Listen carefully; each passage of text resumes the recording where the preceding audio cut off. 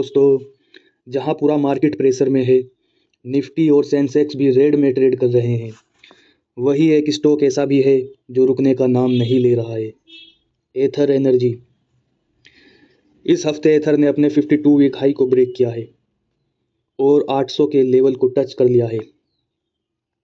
लेकिन सवाल ये है कि इस खराब मार्केट में ऐसा क्या हो गया? क्या ये ब्रेकआउट रियल है या रिटेल इन्वेस्टर्स को फंसाने का एक ट्रैप? आज की इस वीडियो में हम एथर के 3 बड़े पॉजिटिव ट्रिगर्स और ब्रेकआउट के फेल होने के रिस्क पर बात करेंगे। Number 1 trigger, service network expansion. सबसे बड़ा ट्रिगर है एथर का अग्रेसिव एक्सपेंशन। हाल ही में कंपनी ने अनाउंस किया है कि उनका सर्विस नेटवर्क अब 500 ऑथोराइज्ड सेंटर तक पहुंच गया है। ईवी मार्केट में वही जीतता है जिसका सर्विस नेटवर्क मजबूत हो। एथर अब middle India, tier 2 and tier 3 cities में पेनिट्रेट कर रहा है, जिससे सेल्स बढ़ने की उम्मीद है। Trigger number 2, quarter 3 net loss में भारी कमी। दोस्तों, एथर अभी प्रॉफिटेबल नहीं है, लेकिन उनके नंबर्स में एक बड़ा बदलाव आया है। उनका क्वार्टर 3 नेट लॉस लगभग 57% से कम हुआ है और रेवेन्यू में 49% की ग्रोथ देखी गई है।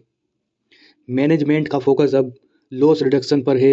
जब मार्केट देखता है कि लॉस कम हो रहा है और रेवेन्यू बढ़ रहा है, तो इन्वेस्टर्स का कॉन्फिडेंस बढ़ जाता है। Trigger number 3, strong technical breakout. Technical chart पर एथर ने अपने सारे मेजर मूविंग एवरेज के ऊपर ट्रेड कर रहा है। इसने 780 से 790 के रेजिस्टेंस जोन को हैवी वॉल्यूम के साथ ब्रेक किया है।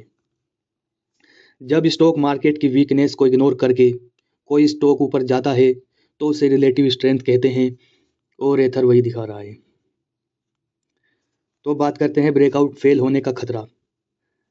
दोस्तों, सावधान रहना भी ज़रूरी है। ब्रेकआउट फेल क्यों हो सकता है, इस पे बात करते हैं। Number 1 reason, weekly MACD। Technical indicators में वीकली MACD थोड़ा माइल्ड बियरिश सिग्नल दे रहा है, जो दिखाता है कि शायद थोड़ी प्रॉफिट बुकिंग आ सकती है। Number 2, valuation. स्टॉक अभी अपनी बुक वैल्यू से 11 गुना ऊपर ट्रेड कर रहा है, जो काफ़ी महंगा है। Number 3, commodity price. Raw material और इलेक्ट्रॉनिक की बढ़ती कीमतें एथर के मार्जिन पर प्रेशर डाल सकती हैं। तो फाइनली कंक्लूजन की बात करें तो क्या करना चाहिए?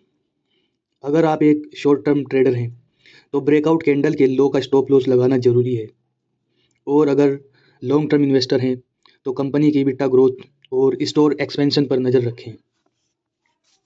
आपको क्या लगता है, क्या एथर 1000 का लेवल टच करेगा? कमेंट में ज़रूर बताएं और चैनल को सब्सक्राइब करना ना भूलें।